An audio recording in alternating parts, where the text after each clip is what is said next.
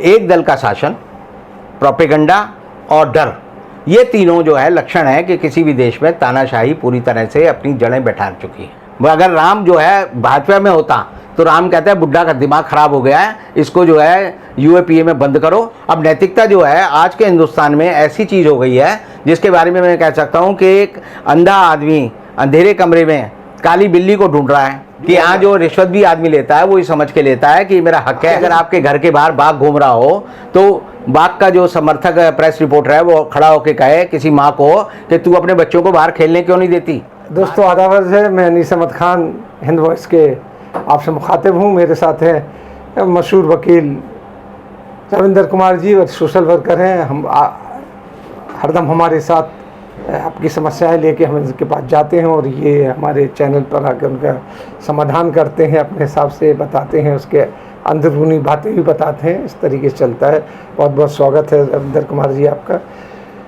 रविंदर कुमार जी, एक बहुत बड़ा चल रहा है देश में, एक ही चल रहा है तो कोरोना सब बहुत दूर चला गया कि राजस्थान में जो हो रहा है डेमोक्रेसी का बहुत बुरी तरीके से मजाक उड़ाया जा रहा है। यानी दूसरी बात में कहें ग्रुप है बहुत बड़ा, वो ऐसी तैसी डेमोक्रेसी प्रोग्राम करती है। जी जी। तो कुछ ऐसे ही हो रहा है डेमोक्रेसी के साथ, कहीं से कहीं तक नहीं नजर आ रहा है। कोई किसी को मतलब कौन बिक रहा है, कौन खरीद रहा है, कौन क्या है, कोई कुछ समझ में मेरी तो नहीं आ रहा है, क्योंकि हरियाणा में रखा गया है और खट्टर साहब ने उनको अवगत कर रहे हैं। जो बागी लोग हैं यहाँ, हमारे जो गहलोत साहब हैं वो सुप्रीम कोर्ट, हाई कोर्ट सब जगह जा रहे हैं। तो वहाँ ये कहा जा रहा है जो जब सवाल है वो जवाब है वो आप ज़्यादा बेहतर तरीके से। तो ये नैरेटिव कहाँ तक जाएगा आखिर और क्यों हो रहा है ऐसा? देखिए, अगर हम ये कहें कि आज जो राजस्थान में हो रहा है और राजस्थान की घटनाओं की जो गूंज है पूरे हिंदुस्तान में है और इसमें हम देखते हैं कि ये एक टेस्ट केस बन गया है हिंदुस्तान की सारी संस्थाओं के लिए, चाहे वो हमारी संसदीय कार्यप्रणाली हो, चाहे गवर्नर का अधिकार क्षेत्र हो, चाहे सुप्रीम कोर्ट हो या हाई कोर्ट हो, और चाहे न्यायपालिका के बाद साथ साथ हमारी जो है खबर पालिका जिसे हम मीडिया कहते हैं खबर पालिका से। और आप देखेंगे कि खबर पालिका हो, न्यायपालिका हो, सबका हाल जो है बड़ा ढुलमुल सा और ऐसा हो गया है कि जिसे कहते हैं ना अकल की बात करना, वो कोई नहीं कर रहा। जैसे कहते हैं कि कुएं में भांग पड़ जाए तो जो भी पिएगा वो भांग की बात करेगा, अकल की बात नहीं करेगा। तो पूरा ये जो मामला है राजस्थान का और जो अदालतों का मामला है और जो राज्यपाल है उनकी जो भूमिका है, तो आप देखेंगे कि पूरा देश जो है एक तरह से पतन के गर्त में चला गया है और हर संस्था का जो है क्षरण हो गया है। अब पूरे देश में हर चीज़ का नंगा नाच हो रहा है और नंगा नाच इस तरह हो रहा है कि जैसे हम कहते हैं कि औरत अगर अपनी इज्जत बेच दे तो हम कहते हैं कि वो प्रोस्टिट्यूट हो गई है, और अगर जो हमारे नेता हैं वो ईमान बेच दें तो हम कहेंगे वो बेईमान हो गए हैं। तो एक तरह से हर चीज़ बिक रही है और बाजारवाद जो है हमारी संस्थाओं में घुस गया है और किसी को शर्मो हया नहीं बची। आपने जो बात कही कि भाई क्या होगा इस मामले में, तो चीफ मिनिस्टर यही कर सकता है, भाई मेरी मेजॉरिटी है तो मैं जो है विधानसभा के पटल पर अपनी मेजॉरिटी दिखाता हूँ। तो वो गवर्नर के पास गए, गवर्नर साहब ने कहा, ये वही गवर्नर है जो 1995 में जो है खुद गवर्नर के यहाँ जो है धरने पे गए थे कि विधानसभा बुलाओ, और वही गवर्नर के जो मुरीद हैं वो आज कहते हैं कि ये गवर्नर की जो है इज्जत जो है ख़राब की जा रही है, ये कह के कि अशोक गहलोत ने कहा कि हम जो है गवर्नर हाउस का घेराव कर लेंगे। तो यानी जो आदमी जो कुकर्म अपने आप खुद कर चुका है वो दूसरे के कुकर्मों को बता रहा है कि ये कुकर्म है। तो स्थिति ये हो गई है कि हम जो संविधान पढ़ते हैं, हमारा संविधान जो है लिखा हुआ है और हिंदुस्तान का संविधान जो है दुनिया का सबसे बड़ा संविधान माना जाता है। और उस संविधान में अगर आप पढ़ेंगे तो पाएंगे कि एक अनुच्छेद 174 है जिसमें लिखा है कि गवर्नर जो है हर 6 महीने के दौरान, यानी 6 महीने से ज़्यादा की अवधि नहीं होगी, और वो जो है विधानसभा का सत्र बुलाएगा और हर उस मौके पे बुलाएगा जब उसको सत्र बुलाने की आवश्यकता होगी। अब गवर्नर जो है वो हमेशा भारत के संविधान के हिसाब से on the aid and advice of the cabinet काम करता है। अब कैबिनेट कह रही है, कैबिनेट की मीटिंग करके अशोक गहलोत ने कहा जी हमें जो है गवर्नर साहब के पास जाके ये कहना है कि हम सदन को बुलाना चाहते हैं। गवर्नर कहता है कि मैं नहीं बुलाता, ये मेरी मर्जी है।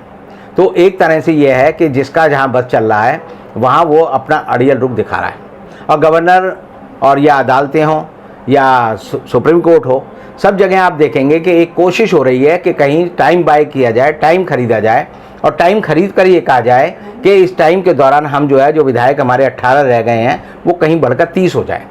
तो विधायकों को खरीदने के लिए थैलीशाह बैठे हैं, विधायकों पे प्रेशर डालने के लिए आप देखेंगे ईडी है, विधायकों को दबाव डालने के लिए इनकम टैक्स है, विधायकों को दबाव डालने के लिए मीडिया है। और मीडिया भी बड़ी ऐसी बात करता है जो बड़ी अजीब है कि उसको डर है अशोक गहलोत को कि मेरे विधायक खुली रोशनी में आएंगे तो इन्हें खरीद लिया जाएगा। तो वो मीडिया का खबर का नैरेटिव बनाता है, वो कहता है कि अशोक गहलोत ने इस कोरोना काल में अपने विधायकों को होटल में अय्याशी के लिए छोड़ा हुआ है। ये ऐसे ही है कि अगर आपके घर के बाहर बाघ घूम रहा हो तो बाघ का जो समर्थक प्रेस रिपोर्टर है वो खड़ा होकर कहे किसी माँ को कि तू अपने बच्चों को बाहर खेलने क्यों नहीं देती, बाहर खेलेंगे इनको धूप मिलेगी, इनका स्वास्थ्य बनेगा। वो जानता है कि बाघ इन्हें खा जाएगा। तो ये जो जितने लोग हैं जो तरफदार बच्चे बने हुए हैं वो अपनी लालच में जो है देश के लोकतंत्र की हत्या कर रहे हैं, और अल्टीमेट विक्टिम जो है देश का लोकतंत्र होगा। लोगों की जो लोकतंत्र में आस्था है वो होगी, और यही सरकार का मतलब है। वो चाहती है कि हम जो है लोगों को खरीद बेच की संस्कृति लाकर अपना राज करें। मुझे जो अदम गौडवी हैं उनका एक 2 शेर याद आते हैं, जी जी। जिसमें उन्होंने बड़ी अजीब बात कही थी और बड़ी सटीक बात कही थी कि चंद सिक्कों की एवज में ईमान बेचा जा रहा है, चंद सिक्कों की एवज में ईमान बेचा जा रहा है। ये हमारी संसद है या नखास है कि चंद सिक्कों की एवज में ईमान बेचा जा रहा है, ये हमारी संसद है या नखास है। दूसरा उन्होंने जो शेर कहा वो इसी बारे में है कि हक समझ के जहाँ लोग रिश्वत हक समझ के जहाँ ले रहे हो लोग, कोई और मुल्क हो तो उसकी मिसाल दो कि यहाँ जो रिश्वत भी आदमी लेता है वो ये समझ के लेता है कि मेरा हक है। जैसे कि खरीद फरोख्त में चल रहा जो खरीद फरोख्त हो रही है, हाँ। यानी एक तरह से जो है हर चीज़ की मंडी लगी हुई है। और हम जो बड़ी बड़ी बातें पढ़ते थे कि सरदार पटेल जो थे बड़े देशभक्त थे, बड़े ईमानदार थे, अगर गांधी जी जो थे वो बड़े ईमानदार थे, हम पढ़ते हैं कि नेहरू जी बड़े ईमानदार थे, हम पढ़ते हैं सुभाष चंद्र बोस ने जान दे दी लेकिन उन्होंने देश की आन बनाए रखी। लेकिन आज के समय में आप देखेंगे कि लोग जो है अपना ईमान जो है हथेली पे लेके घूम रहे हैं कि भाई आप ले लो, खरीद लो और हमें पैसे दे दो। अभी 15 अगस्त आ रही है, उसमें देखिए 80 किस्म के भाषण होंगे। जैसे नहीं, भाषण तो आप जब भी मैं 15 अगस्त और 26 जनवरी से एक दिन पहले जो राष्ट्रपति का भाषण आता है, अगर वो आप सुनेंगे तो आपको लगेगा कि ये राष्ट्रपति या तो हिंदुस्तान में नहीं रहता या ये बहुत झूठा आदमी है। झूठा इसलिए है क्योंकि बड़ी बड़ी बात करेगा, मैं नैतिकता बनाए रखनी चाहिए। अब नैतिकता जो है आज के हिंदुस्तान में ऐसी चीज़ हो गई है जिसके बारे में मैं कह सकता हूँ कि एक अंधा आदमी अंधेरे कमरे में काली बिल्ली को ढूंढ रहा है जो बिल्ली वहाँ है ही नहीं। तो जब नैतिकता को आप ढूंढ रहे हो जो चीज़ वहाँ है ही नहीं, तो ये हिंदुस्तान की हालत बन गई है। और ऐसी हालत में अगर आप किसी बच्चे को कहे बेटा मॉरलिटी होती है तो वो कहेगा बुढ़े का दिमाग ख़राब हो गया। ये मॉरलिटी कुछ नहीं होती, नोट में जेब में नोट होना चाहिए। और इसी हालत में कोरोना के टाइम में मैं कम से कम 10 केस जानता हूँ जिनमें जवान बच्चों ने अपने माँ बाप को कहा कि तुम जो है घर छोड़ के चले जाओ, ये मकान बेच के मैं रहूँगा, मैं जो चाहूँगा करूँगा। और ऐसे में 10 बच्चों को जानता हूँ, 10 बच्चों के बापों को जानता हूँ जो आकर मेरे पास आके कहते हैं जी इसका कोई हल बताओ। तो मैं कहता हूँ जब हिंदुस्तान का प्रधानमंत्री की शक्ल देख लो और अपने बेटे की शक्ल देख लो, दोनों एक सी मिलेंगी। दोनों एक सी क्यों मिलेंगी? क्योंकि स्वार्थ जो है वो एक हावी हो गया है हर आदमी पे, कोई मान सम्मान नहीं रहा है। हम भगवान राम को कहते हैं भगवान राम जो है मर्यादा पुरुषोत्तम है।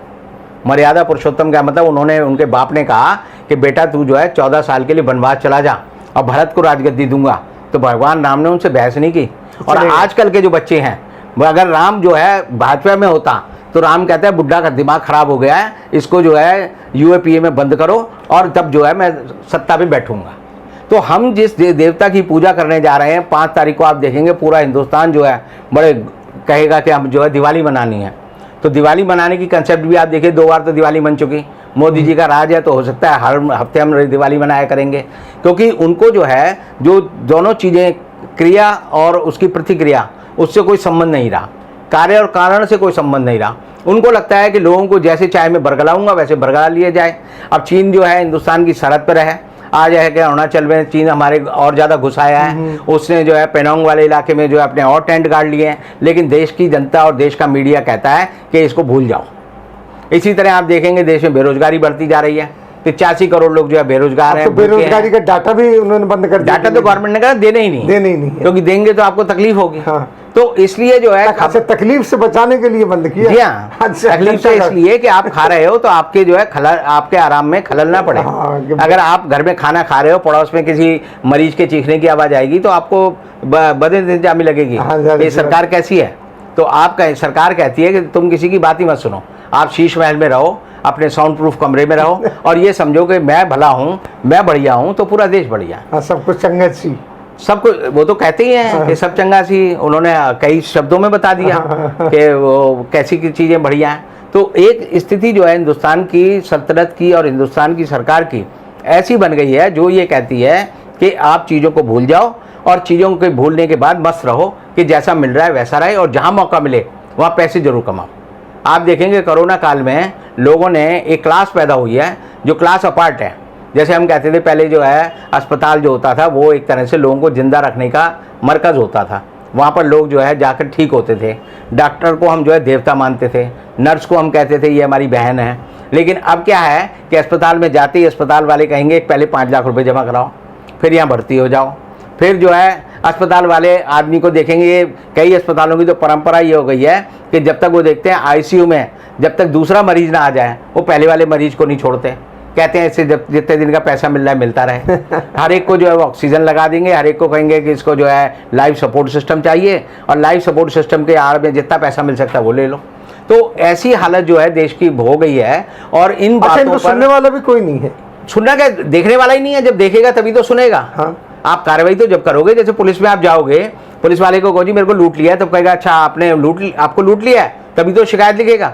अब वो अगर पुलिस का दरवाजा ही बंद हो जाए, थाने का दरवाजा ही बंद हो जाए कि अंदर कोई आए ना, तो आपको कैसे पता चलेगा जी दिल्ली में या देश में अपराध ऐसे ही हो रहा है, ऐसे ही हो रहा है। ऐसा हो रहा है कि वो जैसे कहते हैं कि वो आंख से खोया और जग रोया। हाँ।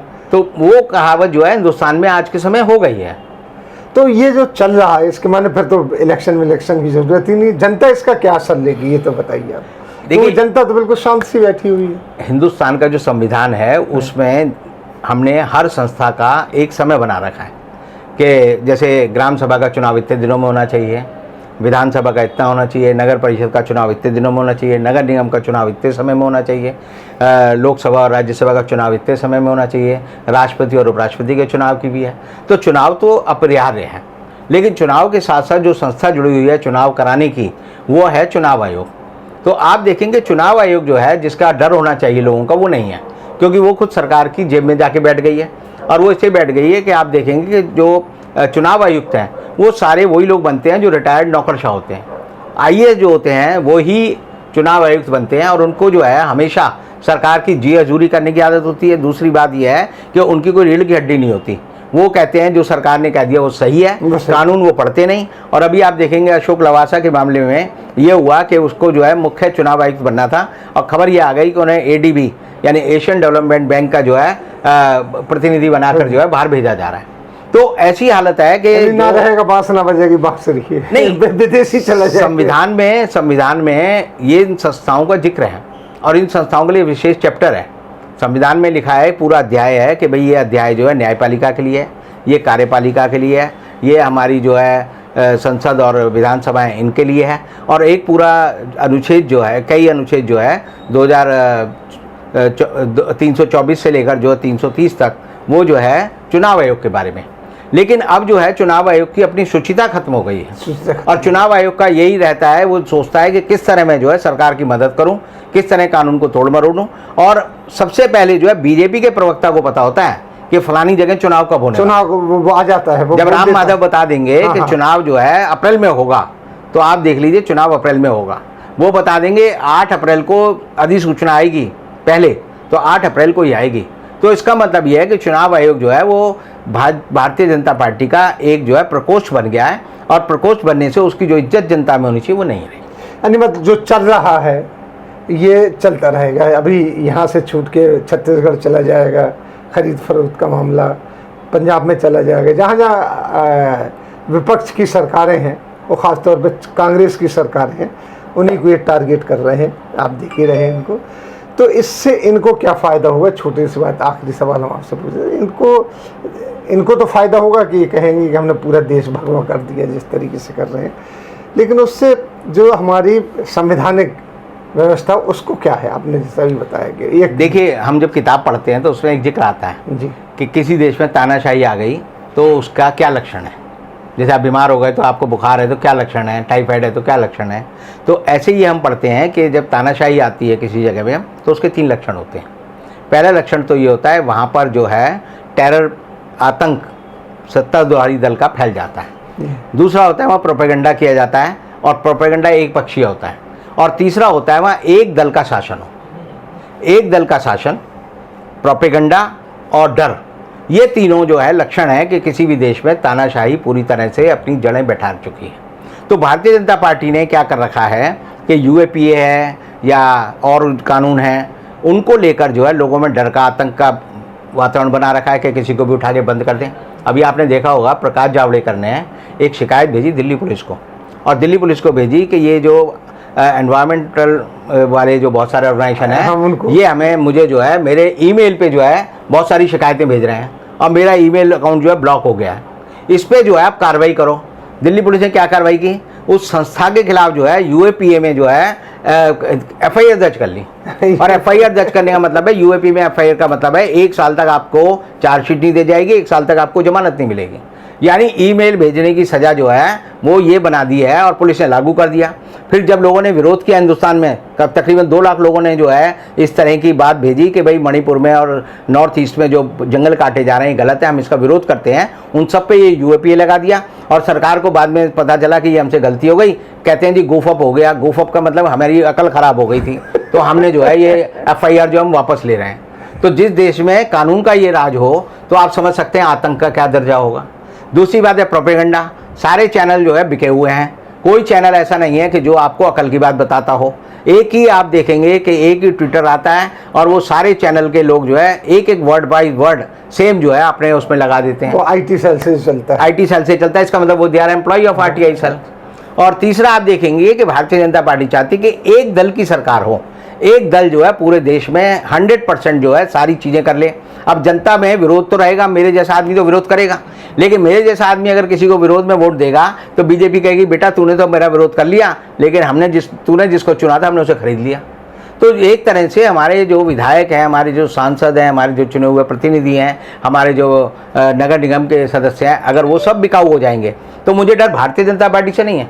मुझे ये है कि जब एक बड़ी ताकत आ जाएगी और वो कहेगी कि हिंदुस्तान का टोटल बजट जो है तुम्हारा या तुम्हारी जो जीडीपी है वो 145 लाख करोड़ की है, हमारी जीडीपी जो है 1600 लाख करोड़ की है, तो हम तुम्हारे सारे लोगों को खरीद लेंगे, तब ऐसी हालत में देश का क्या हाल होगा, मेरी चिंता वो है। बहुत बड़ी चिंता है रविंदर जी। और देश तो फिर जाने किस तरफ जाएगा, अभी तक कोई निश्चित नहीं है, न हो सकता है।